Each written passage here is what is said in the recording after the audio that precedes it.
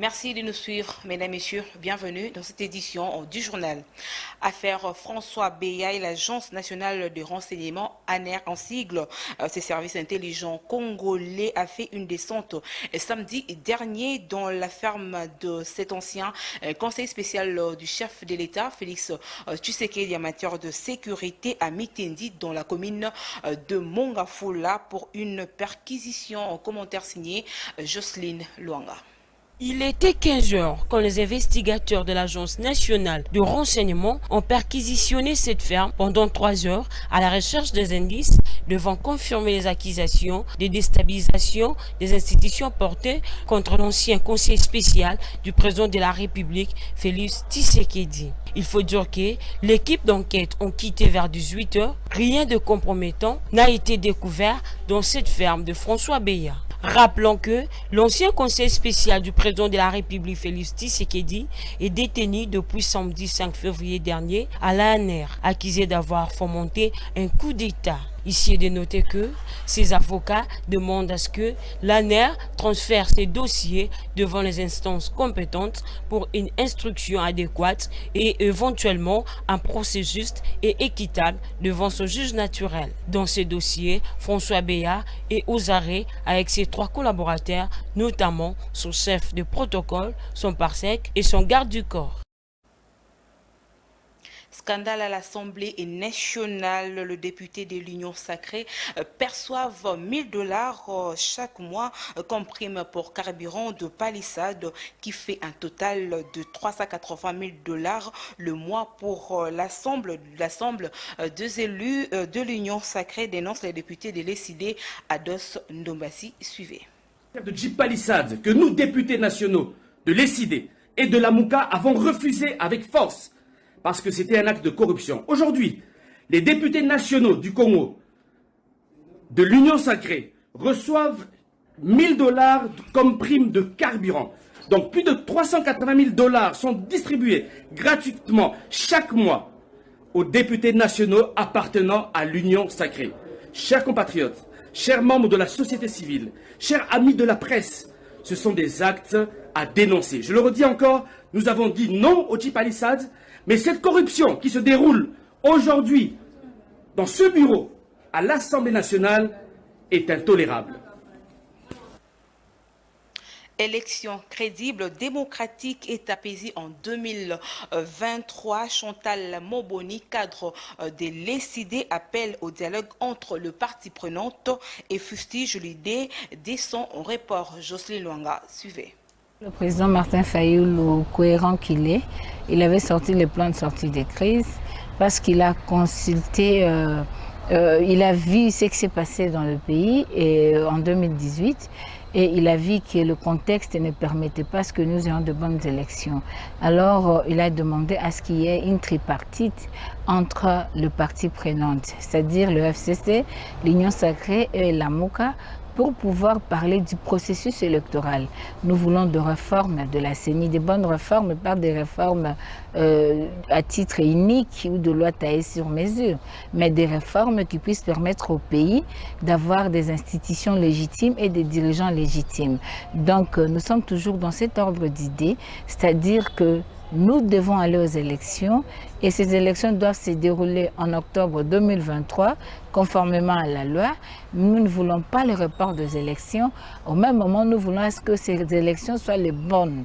Alors pour avoir de bonnes élections, il faudrait que tous ceux qui entrent en ligne de compte dans le processus électoral soient traités dans la transparence, que la loi soit pour l'intérêt général, l'intérêt du pays, que les gens qui vont compétir aient les mêmes opportunités et que la population congolaise soit assurée que la vérité des urnes sera garantie, parce qu'il ne voudra plus à ce qu'il puisse voter A et qu'on lui donne B. Donc c'est en ce sens-là. Mais nous n'avons jamais cherché à ce qu'il y ait un dialogue, partage des gâteaux, non. Sinon on serait parti à la consultation, sinon on aurait des ministères. Mais ce n'est pas ça notre combat. Notre combat aujourd'hui, c'est un combat de génération, c'est un combat pour redonner la dignité du peuple congolais. Vous venez de le suivre à Kenge, comme a mis scellé. Il a dit qu'en 2023, il faudrait que les drapeaux congolais soient portés haut. Pourquoi ça doit être porté haut? Parce que maintenant, là, il n'y a pas la dignité du peuple congolais. Aujourd'hui, le peuple est désacralisé, la vie humaine n'est plus sacrée. Aujourd'hui, le peuple est en train de souffrir. Aujourd'hui, nous voyons comment les institutions du pays se sont transformées en plateforme électorale. Voudrait-il que nous puissions continuer comme ça? Non, nous devons vraiment mettre très haut le drapeau de notre pays, c'est-à-dire considérer le peuple congolais, c'est-à-dire défendre la souveraineté du peuple, l'intégrité du territoire et offrir les opportunités au peuple congolais pour qu'il se développe. Je vais dire ceci. En province, 75 personnes ont trouvé la mort, 125 blessés et 28 autres personnes sont dans un état de traumatisme dégradant à la suite du déraillement de la Société nationale de chemin de fer SNCF en sigle vendredi dernier dans la province de Lualaba. Philippe Mvoupi pour plus de détails. Selon nos sources d'information, les trains transportaient 113 tonnes de marchandises qui quittaient Mweneditu pour Lubumbashi. L'accident est produit au niveau des villages Kitenta et Boyoufoué, à environ 19 km du chef-lieu du territoire de Lubudi, avec comme cause la rupture de la traction qui a entraîné la dérive de la rame ainsi de wagons dans un ravin. C'est en 5 morts et 120 blessés. D'après la présidence de la République. On peut lire, la présidence de la République a appris avec consternation les décès de 75 compatriotes et plusieurs blessés dans l'accident des trains survenu à Kinteta, en territoire de Lubudi, dans les Lualaba, a tweeté la présidence de la République dimanche 13 mars 2022. Cet accident n'a pas laissé indifférent le président du Sénégal et président en exercice de l'Union africaine, Macky Sall. Je présente mes condoléances émues au président Félix Tshisekedi et au peuple congolais suite à l'accident ferroviaire ayant fait plusieurs morts et blessés en République démocratique du Congo. Paix à l'âme des défunts, prompt rétablissement aux blessés. Peut-on lire dans un tweet, le gouvernement central a rassuré l'opinion sur la prise en charge de blessés. Mais ce qui étonne d'aucuns, la présidence de la République a réagi en retard. On peut voir un décalage d'heure par rapport au tweet de Macky Sall et celui de cette institution. 6 personnes meurent à la prison centrale de Matadi dans la province du Congo central suite aux mauvaises conditions d'hébergement. Commentaire. Selon les sources qui livrent cette information citée par nos sources, requis l'anonymat. Les mauvaises conditions d'hébergement sont à l'origine de ces décès. Le même source ajoute que ces bilans pourraient être revus à la hausse vu qu'une dizaine d'autres détenus sont en état de santé précaire. Pour sa part, la directrice adjointe de la prison centrale de Matadi, Apollonia Longo, affirme qu'il n'y a que 3 détenus souffrant de la tuberculose qui sont morts. Beaucoup des sources qui fréquentent la prison centrale de Matadi affirment que ces 6 pensionnaires décédés avaient les os sur la peau. L'insuffisance alimentaire fait aussi partie des causes de ces décès. La subvention de 29 millions de francs congolais que le gouvernement octroie chaque trimestre ne suffisent pas, révèle une autre source à Kinshasa. Insécurité dans la province du Nord Kivu, au moins 27 personnes ont été tuées dans une nouvelle attaque par 2 ZF. Jocelyne Laurent pour plus de détails. Selon la société civile locale, ces personnes ont été tuées à la machette. Certaines victimes ont été achevées dans leur maison et d'autres dans leurs champs. Et plusieurs personnes disparues, dizaines de maisons incendiées et des motos aussi incendiées. Au-delà de cette attaque, des autres groupes des assaillants ont allé vers 2 autres villages voisins. Au moins 5 personnes ont été également tuées. C'est ce qui alourdit le bilan à 31 de morts. Rappelons que c'est la énième des civils enregistrés près de la localité de Mamova, à l'ouest d'Ocha, en dépit de l'état de siège depuis mai décrété par le gouvernement congolais au nord Kivu et en Ituri, en proie depuis plus de 25 ans aux violences de groupes armés et aussi des opérations conjointes ougando-congolaises lancées fin novembre. Notons que la zone des Mamové n'a jamais connu des opérations militaires de grande envergure, a précisé le président de la société civile des Mamové.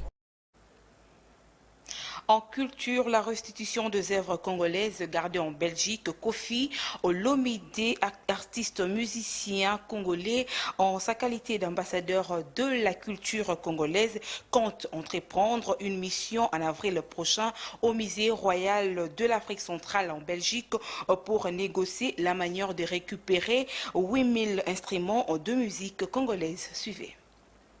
Au cours d'une conférence de presse en présence de plusieurs autorités, notamment le président du bureau du Sénat, Modeste Bahati Lukwebo, de la ministre de la Culture et Arts et du sénateur Didier Moumeng, l'artiste musicien Kofi Olomide, en sa qualité de l'ambassadeur de la culture congolaise, compte entreprendre une mission en avril 2022 au Musée royal de l'Afrique centrale à Turverin en Belgique pour négocier la restitution des 8000 instruments de musique congolaise gardés dans ces musées. Kofi Olomide a rendu à la même occasion hommage au chef de l'État, Félix Antoine Tshisekedi Tshilombo, pour sa confiance en lui confiant le titre d'ambassadeur de la culture congolaise. En société, l'honorable Jean-Baudouin Mayo Mambeke, élu du Moamba, clôturait ses vacances parlementaires à l'inauguration d'un pont à Mombélé. Nous sommes dans la commune de Limete. Reportage signé Franck Mongata et Nok Moutela, Philippe Voupi. Les habitants du quartier Mombélé dans la commune de Limete ont bénéficié d'un pont qui les aidera à accéder facilement à l'avenue Université. Tout a commencé par une prière d'action de grâce à la paroisse protestante de ces coins. Et après, le député national Jean-Baudouin Mayo Mambeke, élu de Moamba, a procédé à la coupure du ruban symbolique. Dans notre parti, l'UNC, Mombélé est une fédération, dont voici le fédéral. Alors, il est devenu une coutume que les députés aident dans la mesure de leurs moyens les populations. Ça, c'est une pratique qui s'est installée dans notre société et nous l'acceptons. La population de Mombélé m'a demandé si je pouvais lui rendre ses services. La construction de ces ponts.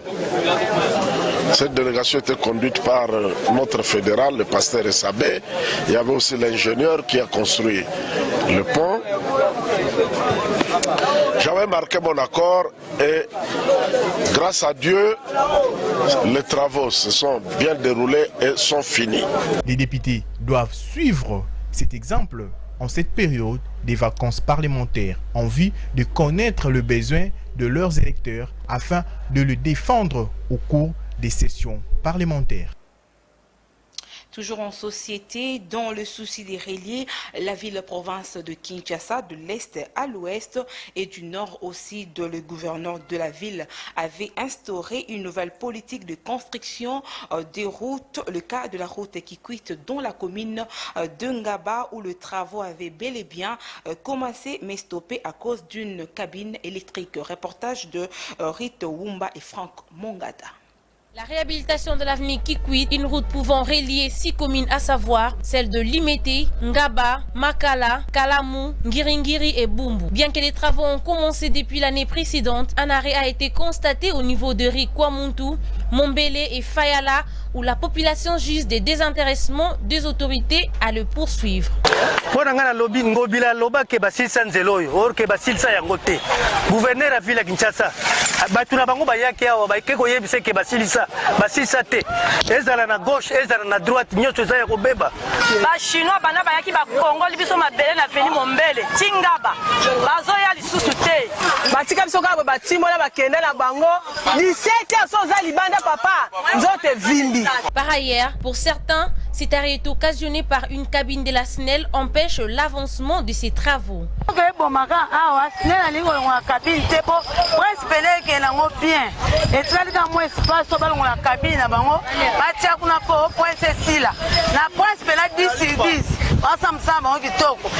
problème Wesley nde mutasiami awa alongola kabine epo ekeme pona musala 10/10. À titre de rappel, ces travaux de réhabilitation de la route Kikwit ont été lancés au mois d'août 2022 par le numéro 1 de la ville de Kinshasa, Jean-Tiningo Bilambaka. Ceci dans le but de faciliter la mobilité intercommunale des Kinois et de booster les développements économiques à travers les échanges commerciaux.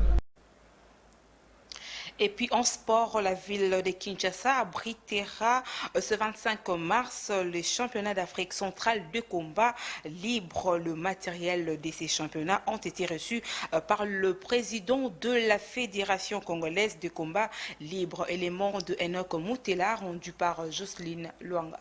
En prévision du championnat d'Afrique centrale de combat libre Kinshasa 2022 qui aura lieu le 25 mars prochain, les matériels sont déjà déployés de la capitale congolaise. Le président de la Fédération congolaise de combat libre, Rodrigue Maswama, qui a reçu ces matériels aux mains d'une délégation chinoise, confirme que le matériel comme les cages, les tatamis et les rings, pour ne citer que ceux-là, sont entre les mains de la Fédération. Ici est de signaler que la grande salle du complexe scolaire Don Bosco de Massina servira de cadre. C'est tout pour ce soir. Merci de l'avoir suivi. Mesdames, Messieurs, cette édition du journal est terminée. Au revoir.